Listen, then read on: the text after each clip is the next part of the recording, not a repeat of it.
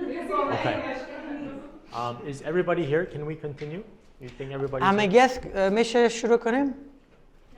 مصطفی there. Okay. So this is where we ended. He shouts for the Lord and for Gideon. خب اینجا ما تمام کردیم. گیدون چی؟ نام خودم اضافه کرد. به خاطر خدا و به خاطر من. Again, there's no reason why he should add his own name in there. Sorry? There's no reason why he should add his own name in there. ما اینجا دلیل قانع کننده نمیبینیم که او نام خود هم باید اینجا اضافه بکنه. Well, we're told that God gives the victory as he said he would. خداوند گفته بود که ما به شما پیروزی میتونم و او کارم کرد. In time of celebration. زمان چی آمد؟ جشن گرفتن. And Midian is subdued. و چی؟ مدیانی‌ها شکست خورده و دیگه شرمنده و افسرده هستن. Next slide. سلاید بعدی. The one before it. So if you look at 8:22 to 27. اگر شما باب 22 تا 27 ببینین. This is so important. This is so important. I would like you to look at it, please. این خیلی مهم است که ما شما رو میخوایم که لطفاً به این آیه دقت بکنین. We see that the Israelites want Gideon to be their ruler. در اینجا ما ببینیم که اسرائیلی ها از گیدون میخواه که پادشاهشان شود. Now this is not for them to decide, but they're asking Gideon, you, your son, your grandson, because you have saved us from the hand of Midian. این تصمیمی نیست که اونها باید بگیره، مردم باید بگیره، اما اونها اینجا چی میگه که ما تو و فرزندان تو بالای خود پادشاه میسازیم. But he says, no, I'm not going to rule over you, neither my son. اما جیدون چی میگه؟ نه ما و نه فرزندان و بالای شما حکومت نمیکنه. It almost seems as if he's being very humble about it. این تو که میبینیم او در مورد خودش و خانوادهش خیلی متواضع فروتن است. But look at, can someone read from verse 24 to 20, I guess, to the end of 27. از 24 تا 27 یکی بخونه؟ بفرمایید. اما یک خواهش از شما میکنم. هر کدامتان گوشواره‌هایی را که به غنیمت گرفته اید و من بدهید. چون دشمنانشان که اسماعیل بود همگی گوشواره میپوشیدند. آمین. آمین. Oh, that was the whole thing? Up to 27. The end, با yeah. کمال خوشی های گوشواره ها را به تو میدهم. پس آنها یک چپن را برای زمین هموار کردند و همگی گوشواره های غنیمت را در آن انداختند. وزن گوشواره ها به غیر از زیورالات، گلوبندها، لباسها، ارغوان پادشاهان، مدیان و حلقه‌های گردن شترانشان حدود 20 کیلوگرم بود. آمین. So they basically give all their gold to Gideon. پس چیکار کردن؟ تمام طلای خدا یا گوشواره خدا به جدعون دادن. Not all their gold, but just whatever they have because they have so much gold. خب همه طلا نه، فقط مقدار طلایی را که داشتن چون طلاهای زیادی داشتن. But keep in mind that he asks for this request. Sorry? He asks for this بله. request. او از اونا یعنی جدون از اونا ایره خواهش کرد، ایره خواست. So they gladly give it to him. و اونا هم با کمال می برش دادن. But look at the last part. It doesn't make sense. Gideon made the gold into an ephod, which he placed in Ophrah, his hometown. All Israel prostituted themselves by worshiping it there, and it became a snare to Gideon and his family.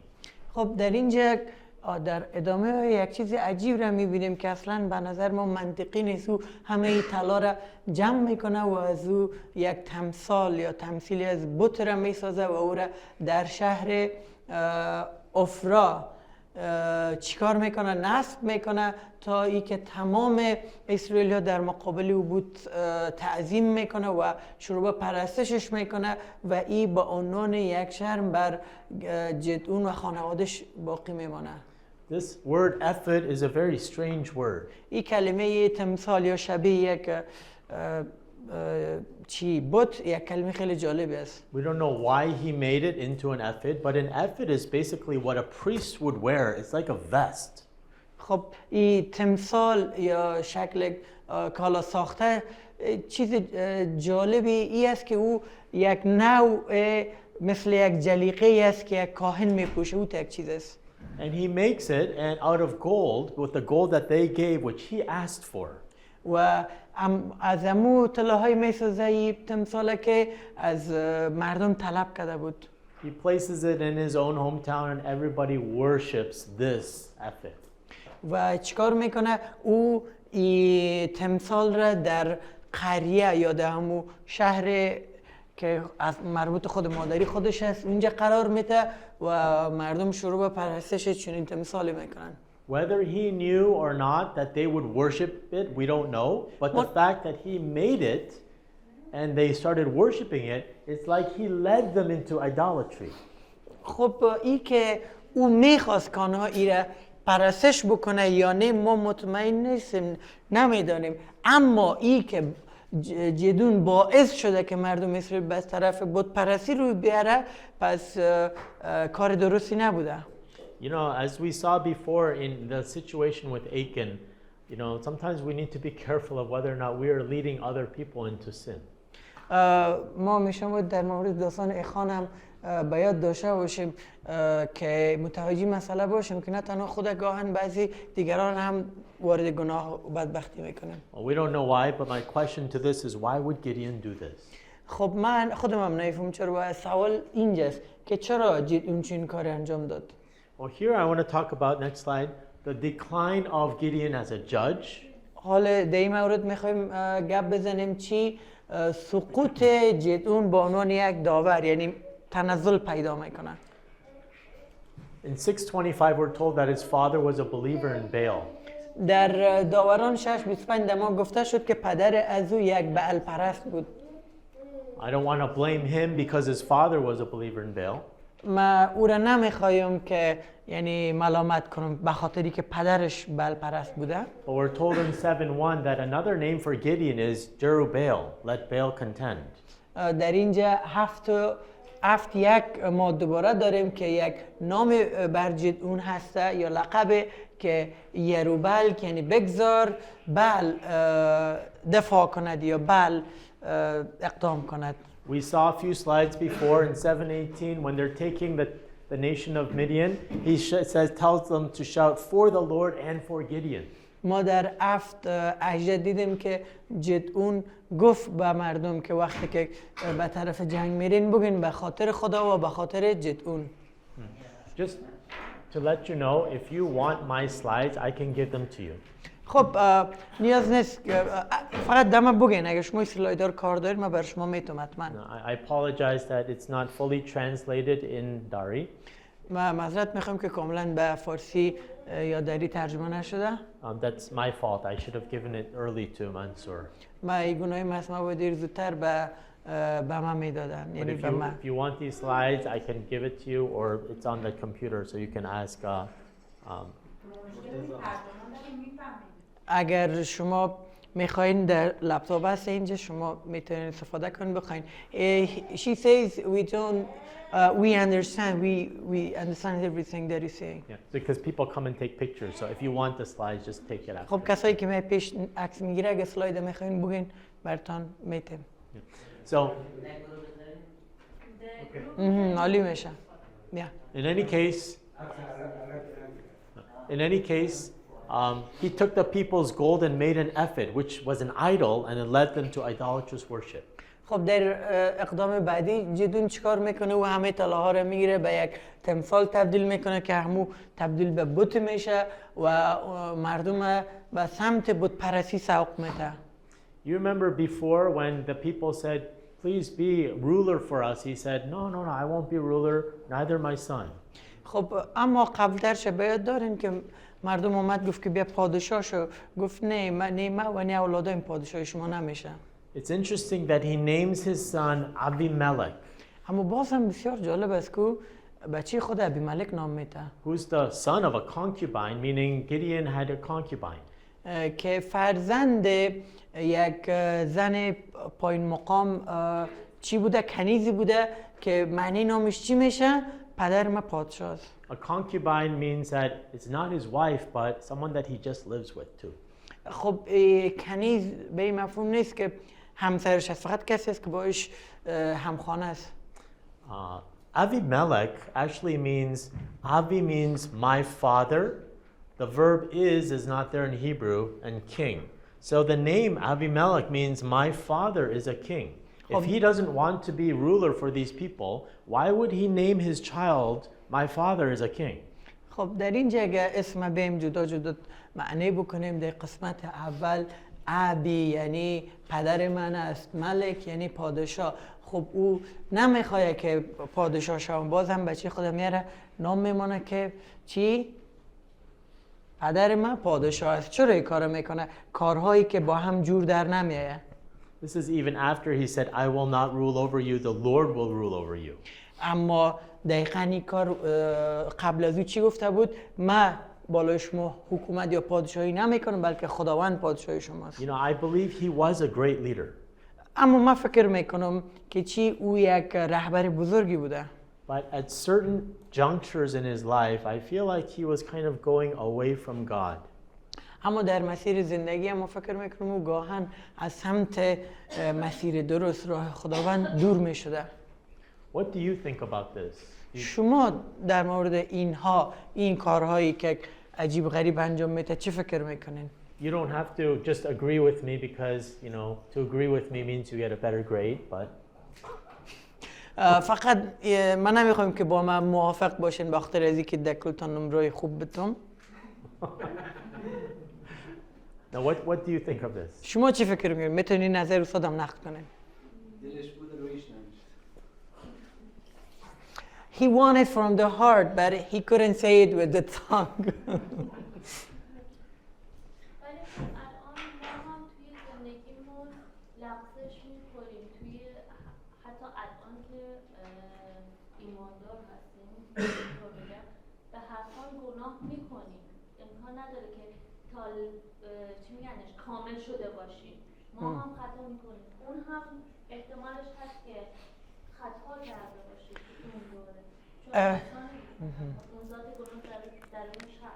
Nobody is perfect. As we know, all we are sinner and zeros, and he can do good things and also he can do bad things. We can't judge him by that he is fully bad or he is not fully godly figure too. Yeah. But in here, I can add something here. I think at the first, he is not a bad guy, a bad figure, but when people making a great suggestion to him to be king or something that in fact in his own in inner part of him there is something calling him, yeah, why didn't you accept to be king? Maybe there is some greed or something that after those people made the suggestion, he thought about those things, or maybe he wanted to be the king. Just afterwards, maybe by the time it is passing, he is maybe reconsidering about that suggestion. It can be like that too, yeah. Sometimes.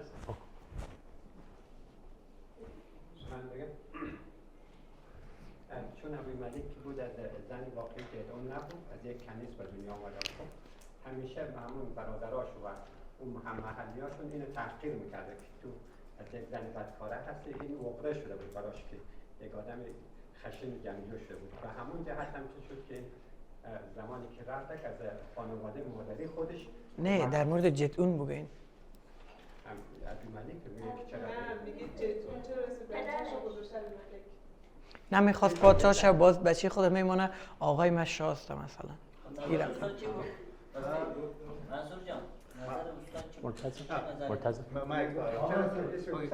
نظر they're asking about your opinion. What was you thinking about? پاسر نظرش چی بود که آدم خوبی بود و اما به مرور زندگی کم کم راه خدا را از دست داد. رب خیلی داره. چی کنم؟ نظر خود بگویم؟ تنها اسم نه، شما در مورد کارهای متناقض یک جایی میگه بیا پادشاه شو، میگه نه نمیشم، باز نام بچه خود میمونه که آقای ما پادشاه هستم مثلا. ایرا مایک بگویم؟ به نظر من این چی هسته؟ به خاطر که این هسته که گفته که زنش کنیز بوده بچهش خب در بین مردم همین نظر که مثلا برادر ما داشتن ای که تحقیر میشده یا هر چیزی اینجا خواسته برای پسر خود یک مقامی خریده باشه، یعنی یک به خاطر پسر خود پاشایی را مثلا لقب پاشایی داده. خلاصه بگیم our brother thinks that his son Abimelech, he was a lower, for example, in a society he was lower than others, and everybody, they were humiliating Abimelech. In that case, he named Abimelech to buy him some grace, or to a little bit glorify him to this name. Yeah. You know, I look at this for the Lord and for Gideon, and although he said, I don't want to be a ruler, the name of his son is my father is a king. I tend to wonder that sometimes when you succeed as a leader, it's so easy to start developing a heart of pride. بله، من توجهم بیشتر وقتی که میخواندم روی که او به مردم اجازه داد که بگه به خاطر خداوند و به خاطر جدون، و باز هم نام بچه خود مانده که چی پدر من پادشاه هست. دلیلش میتونیم روی باشیم وقتی که انسان ها شروع به پیشرفت میکنه، شروع به پیروزی میکنه، یک رقم حس غرور و افتخار در وجودشان چی بیدار میشه. همون موقعی که جدون گفته که من قبول نمی‌کنم که پادشاه شما شدن، من فرزند دارم، همون موقع بعدش درخواست طلاها میکنه. یعنی ما این رو در واقع نمیبینیم که به مرور زمان میشه. این حتی این حرکتی که طلاها رو خواسته بود ساخته، این خودش هم یک حرکت عجیب بوده. شاید همون لحظه حرفاش با هم نخورده به نظر من. She thinks that right away after people suggested to him to be king, he right away asked them, give me your goals, and he made an idol or effort like that. She thinks the corruption of the Gideon wasn't gradually. He was corrupted at the first place. He made the idol. Whether or not he knew that would be idolatrous, we don't know, but there's no reason why he would ask for this gold and make it. خب ما مطمئن نیستیم که او مردم را او بود ساخت و مردم به او طرف سوق داد، اما بازم به نظر منطقی نیست او چرا اصلا با چنین کار بکنه و چنین چیزی را بسازه. دلیل خاصی نمیابه. نظر دیگه نداریم؟ به نظر من یک تئوری است. کسانی که قبلا در مصر بودن وقتی گوشواره داشتن اونها به عنوان غلام بودن، یا غلام اون کس، اون غلامی که خودشان بت پرست بودن. بعد اینجا این گوشواره هایش میگیرن چیکار میکنن؟ اونها رو کلشان به یک ایفود ساختن. و بعد اینجا که میگه چرا او نگفت که من پادشاه میشم، او فهمیده بود که جنگ و این قدرت از خداست و او قبول کرده بود. ما قبل کتاب انداز فصل 20 خواندیم، خدا با موسی گفت تو به سنگ بگو که آب بیاید، اما موسی گوش نکرد. چیکار کرد؟ رفت دوبار به سنگ چیکار کرد؟ چوب زد. اونجا خودش نشان داد که من قدرت دارم، ولی قدرت به خدا نشان ندارم. و اینجا ایشان همه چیز رو به خدا، چیزی که از خدا گرفته او را میگه از خداست. Okay. And here he thinks that Gideon wasn't, in fact, a bad guy, or it is like maybe he didn't understand the purpose of the God actually, or the main purpose of the God. And many times, as just we had in Numbers, Moses struck twice the rock, and maybe he didn't understand to speak with that. Or in here, we have the same situation with Gideon. Maybe his intention wasn't bad, but the affection, it affected badly with the entire nation. من بگم در نظر نه خودم پادشاه بشم نه فرزندان. بعدا شاید چون از خدا میگیم دور شده، کم کم داشته دور میشده، در نظر من شاید یه در ارث برش داشته، یعنی گفته که آها یه پسرم پادشاه بشه تو دلش، یعنی ما هیچ خبر نداریم، شاید پشیمون شده بعد گفته که بذار پسرم پادشاه بشه، شاید یه اسمی رسمی پیدا کنه، بعد این اسمی که بعد که مثلا روش هست نجات پیدا کنه. Okay. She thinks that Gideon wasn't a bad guy, but afterwards he became greedy and he wanted his children to be kings. In that case, he named his son Abimelech and to buy him some, for example, respect and to make their children to be ruler of Israel. Yeah. Either way, we see maybe one more. شاید یه اسمی که گذاشته از اول متوجه نبودن. شاید بچهش به دنیا آمده نام مونده باز مردم گفته بیا شو. He thinks that maybe his son name was Abimelech and after that people came, let you be our king, and he just denied. اوکی آخرین همونجایی که من داشتم فکر می‌کردم وقتی ما این ساختن بت طلاییش عجیبه، در حقیقت همون قسمتی که اسمش رو در کنار اسم خداوند آورده اون هم عجیبه. She wants to point out that making the effort is very strange, just like that we have in the third, he put his name with the God, with the Lord. یک کلمه بفرمایید. این جدون زمانی که گفته که این طلاها و گوشواره‌ها رو بیارید به من بدید، هیچ کدوم برای خودش ور نداشتن. اونجا چیزی پنج کرده طلا اونجا رفت یا حدود 20 کیلو بود.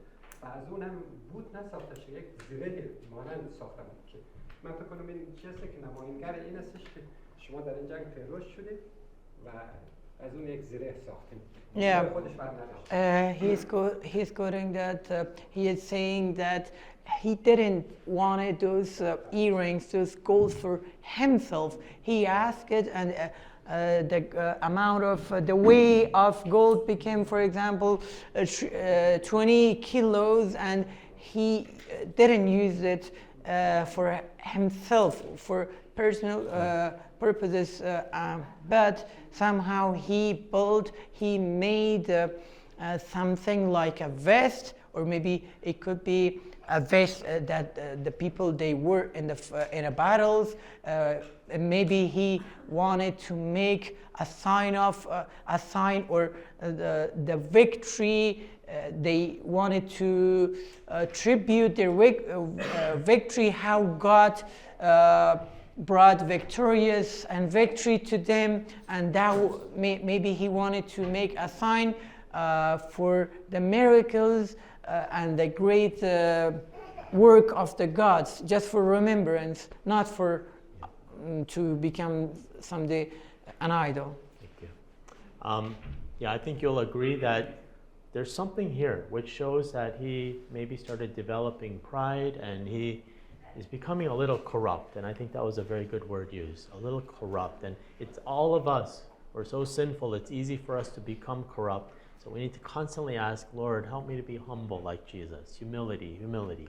بله خب در اینجا ما که میبینیم چیزی که توجه ما رو جلب میکنه او ایسته که این کم کم یعنی چی میشه؟ فاسد میشه شخصیتش خودش، یا کم کم افتخار و غرور اینه میگیره.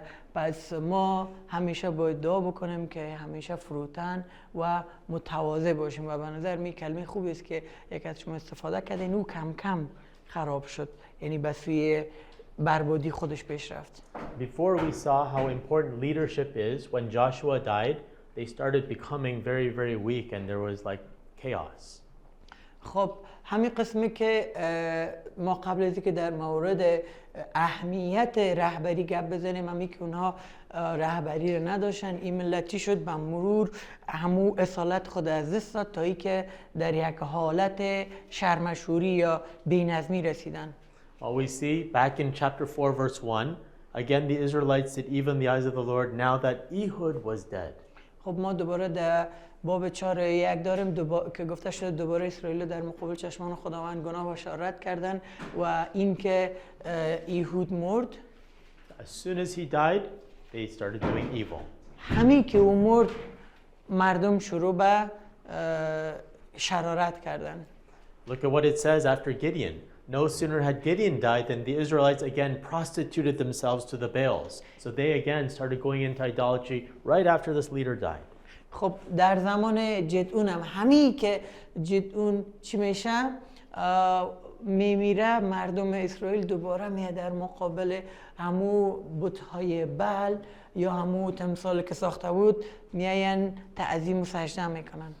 Well, we come to the next judge, which is Abimelech, but you may have noticed that he's very different. خب میایم به داور بعدی ابیملک و میفهمیم که متوجه شدن که او خیلی متفاوت است. It seems that from the beginning to the end, he's just a man of sin.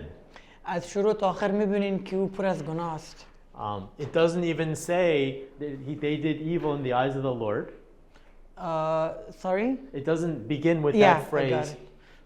حتی با این جمله شروع نشده که مردم اسرائیل با چی؟ با شرارت دوباره شرارت آغاز کردن. There is a town or a city, Shechem, that they started oppressing, but they were more oppressing him. خب اینجا یک مردم یا ملتی وجود داشت که تحت یعنی اسرائیل تحت ظلم قرار داشت و همچون خود ابیملک هم زیر فشار این ملت بود.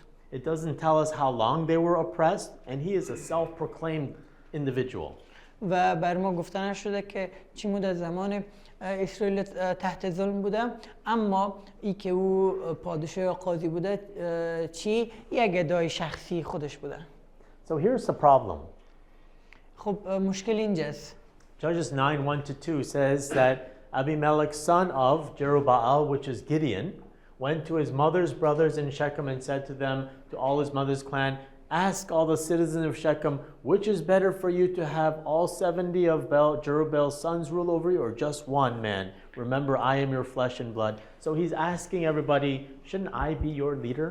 خب ابیملک پس چی کار میکنه؟ ابیملک پسر یروبال به نزد اقوام برادران مادرش، یعنی همون اقوام مادرش میره به منطقه شکیم و از اونا میخواه و از قبیله مادرش میخواه که او همه چی شهروندان شکیم کدام یک بر شما بهتر است که همه 70 فرزند یروبلم بر شما پادشاهی یا حکومت بکنه یا که فقط یکی. به یاد داشته باشیم که من از خون و پوست شما هستم. So they all agree that he should, and what does he do?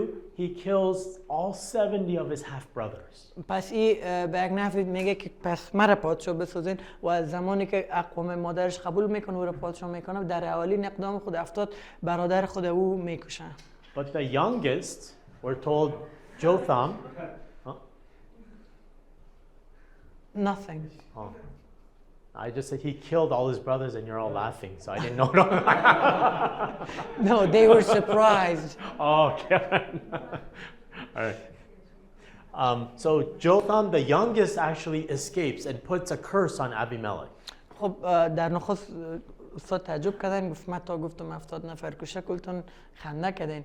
خب و در ادامه گفت که بله 70 نفر کشتن، ما یوتام نجات پیدا کرد کوچکترین و همچون یوتام یک لعنت را بر ابیملک نهاد.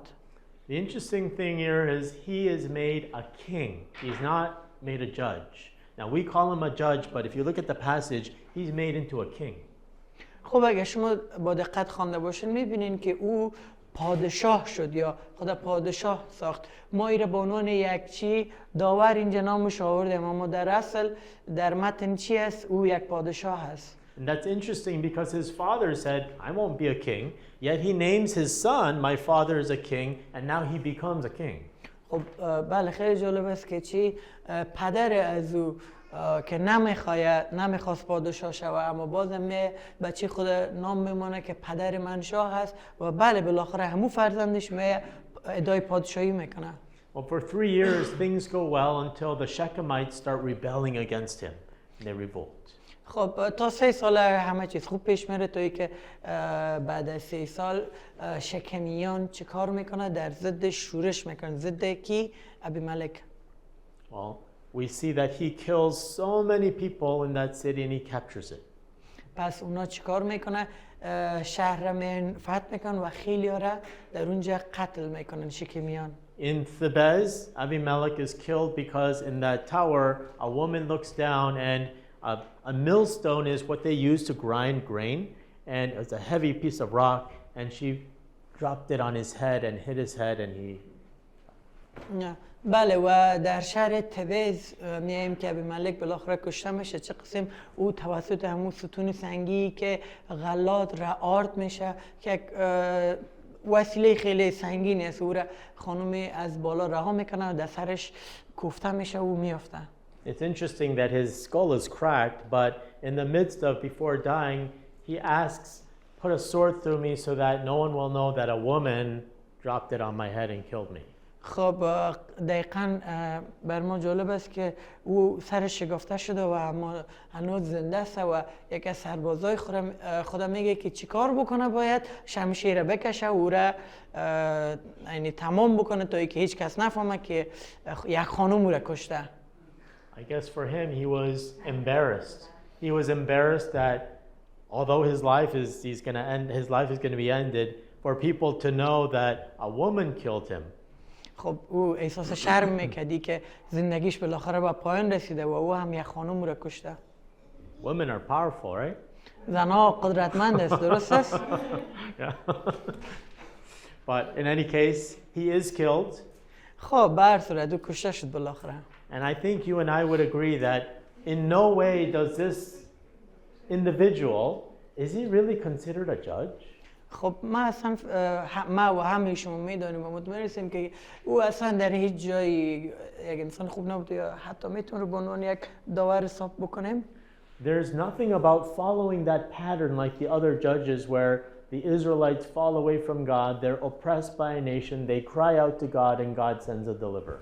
هیچ یک از الگو یا پس زمین هایی را که در داوران قبلی داشتیم ما اینجا نداریم. همون سلسله تکراری که همیشه تحت ظلم قرار میگرفت، مردم در نزد خداوند به گریه می افتادن تا داور میومد. ما همچین چیزی در اینجا نداریم. This is just one man wanting, a sinful man just wanting to take the leadership in front of everybody else, maybe thinking because his father was a great leader. و اینجا ما فقط داستان یک مرد سراسر گناهکار داره میبینیم که میایه و میخواه رهبر شوه و هم فقط به این دلیل که پدرش روز رهبر بوده. If there were some people who thought that he was a judge, he's a very poor one. خب اگر کسانی باشه او را به عنوان قاضی یا داور بشناسه پس باز به او حسابم او بدترین همهشان است. He's a wicked man and we see, if you want to call him a judge, we see more of the decline of this judge. پس او یک مرد کاملا شریری بوده. اگر به عنوان یک داور بشناسیم پس ما بیشتر و بیشتر به همون نتیجه سقوط یک داور یا قاضی بیشتر نزدیک شدیم که حالت سقوط یا پایین رفتن از حال تعیین کردن. I don't want to spend too much on him, but any thoughts or questions about Abimelech? خب نمیخوایم زیاد در موردش گپ بزنم. آیا کدام فکر و ایده نظری هست در موردش؟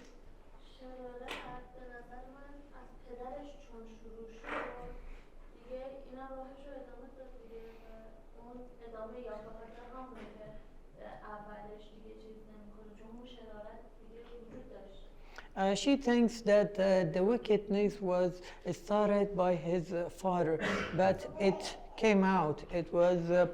It was revealed, or maybe we can say the extreme or the maximum points of his father's wickedness was reflected on him, on Abimelech.